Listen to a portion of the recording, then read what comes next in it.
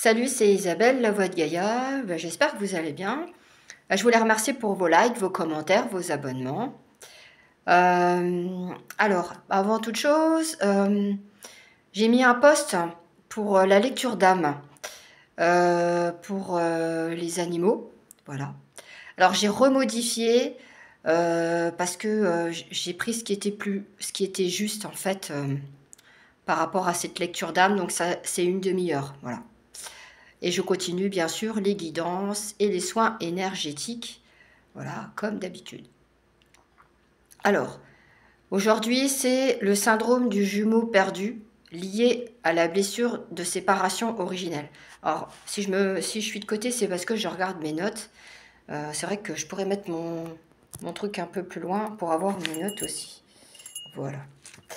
Alors, ces compréhensions-là, je les ai grâce à une personne parce qu'elle m'a fait une guidance samedi. Voilà. Comme nous, les médiums, hein, on a besoin d'avoir des personnes qui nous aident à avoir des compréhensions, et ce qui est légitime, hein, voilà. Donc, n'ayez aucune crainte à avoir, à demander de l'aide, voilà. Et franchement, c'est super, je suis très contente. Alors, ce syndrome du jumeau perdu. Alors, ce qui s'est passé, c'est que... comment je pourrais vous expliquer? Alors, en fait, au niveau de la blessure de séparation originelle, donc moi je vois l'âme comme je vois l'âme une énergie, donc elle est scindée comme vous le savez, il y a le yin et le yang.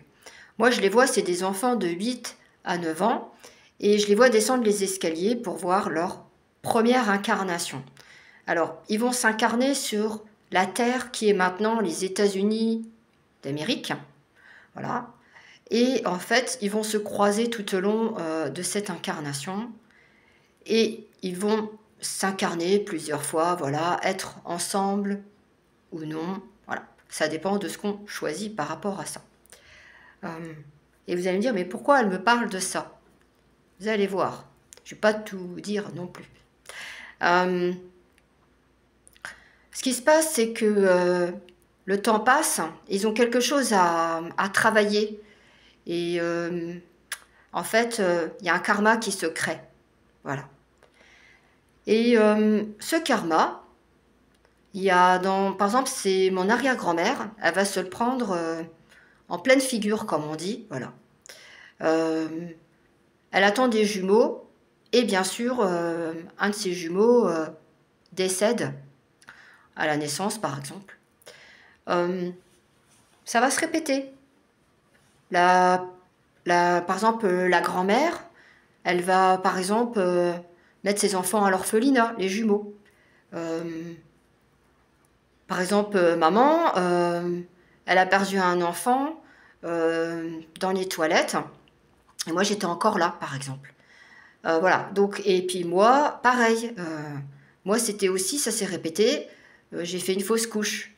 Voilà, et c'était vraiment similaire, c'était vraiment répétitif par rapport à ma mère. Donc moi, ce qui s'est passé, c'est que quand j'ai perdu mon enfant, en fait, à l'époque, j'étais dans le déni. Je pensais, je me suis dit, par rapport au deuil, pour moi, voilà, c'était vraiment le déni. Et il y a une amie de l'époque, elle m'a dit, ton enfant, il est de ton chakra-gorge. En fait, il était resté coincé là, j'étais triste. Donc, on l'a enlevé, voilà, pour faire le deuil. À l'époque, bien sûr, moi, je savais pas que j'avais perdu des jumeaux. Voilà, je le sais depuis là. Voilà. Et, et donc, ce qui va le relier à cette deuxième enfant que j'ai perdu, alors, en fait, c'est un lien avec un de mes animaux que j'ai perdu au mois de novembre. Donc, en fait, c'est une âme jumelle, c'est mon âme jumelle, voilà. Et mon deuil a été long, enfin long, dans le sens où ça a été très compliqué parce qu'on était vraiment fusionnel. Et pourtant, hein, c'est un animal, mais il était tout pour moi et j'étais tout pour lui. Et en fait, cet animal, c'est le deuxième enfant que j'ai perdu en même temps que l'autre enfant. Voilà. Et c'est pour ça que le deuil était très compliqué. Parce qu'il devait se faire, ça se répétait, il devait se faire avec cet animal. Donc cette âme s'était réincarnée dans cet animal. Malgré ça. Voilà, c'était prévu comme ça. Et vous allez me dire pourquoi je vous parle du transgénérationnel féminin des femmes qui ont perdu un enfant ou s'est séparé de ses enfants. Pourquoi? Pourquoi? Déjà, parce qu'elles ont eu cet enfant hors mariage, déjà. Donc ça, c'est des secrets familiaux. Voilà. C'est très compliqué. En fait, il y a des vœux de silence, il y a des vœux de souffrance qui sont posés dans ces incarnations. Alors moi, bien sûr, ils ont été épurés, libérés. Voilà. Et ça, le vœu de silence, c'est très souffrant parce que on cache les choses. Voilà. Et en fait, c'est traumatisant aussi pour ces femmes.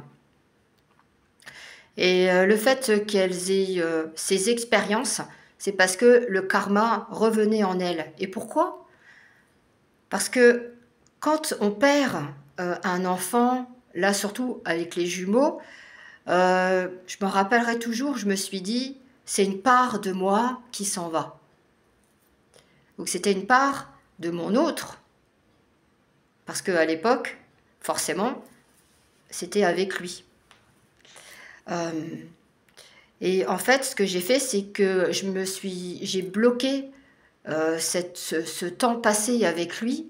J'ai bloqué tout ça et je me suis mise dans le déni pour éviter de souffrir. Parce qu'en plus, il y avait un vœu de souffrance dessus et de silence. Donc maintenant, j'ai une compréhension vis-à-vis de ça. Ce qu'on recherche toutes, à votre avis, c'est quoi? C'est l'amour.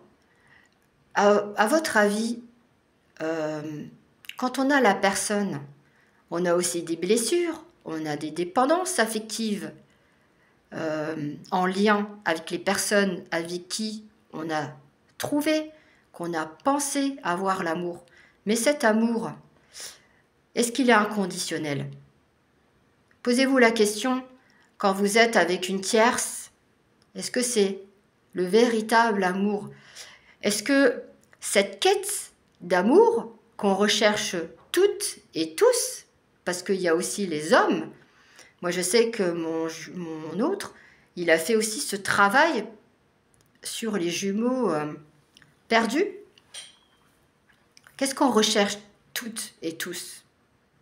Être heureux et avoir cet amour et avoir cet équilibre et cette harmonie. Ça, c'est important. En fait, cet équilibre, cette harmonie et cet amour, c'est une quête de soi à l'intérieur de soi. C'est dans notre cœur. C'est être connecté avec le divin, avec la source en soi. C'est être dans cet amour inconditionnel complètement en soi. C'est compliqué et en même temps c'est fluide parce que quand on s'aime complètement, quand on se dit je m'aime à l'intérieur de moi, je suis en quête d'amour de soi. Et c'est ça que ces femmes ont oublié de voir et de travailler. Et c'est pour ça que le karma est arrivé pour travailler ça. En fait, de perdre ses enfants, de se séparer de ses enfants, c'était un travail à faire là-dessus. Ces femmes-là, là, en tant qu'âmes, elles font leur deuil. Bien sûr, leur karma, elles l'ont toujours. Et leurs vœux, elles l'ont toujours. Parce qu'elles vont conscientiser les choses.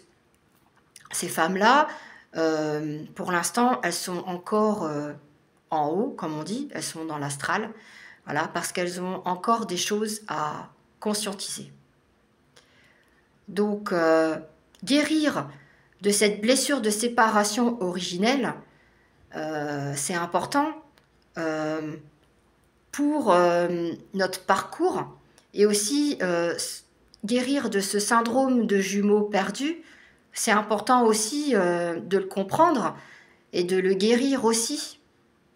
Le fait d'être complètement en soi, ça veut dire que quand on est avec son autre, on est soi-même, on est complet. Et ça, je l'ai toujours dit. Et quand il est là avec moi, en fait, je me fonds dans lui, mais je suis toujours moi complètement. Et lui, il est toujours lui complètement. Voilà. C'est sûr, il me manque parce que à un moment donné, c'est logique. Nous avons besoin de l'un de l'autre, ça veut dire de nous retrouver physiquement dans la 3D, d'être ensemble, de partager des moments.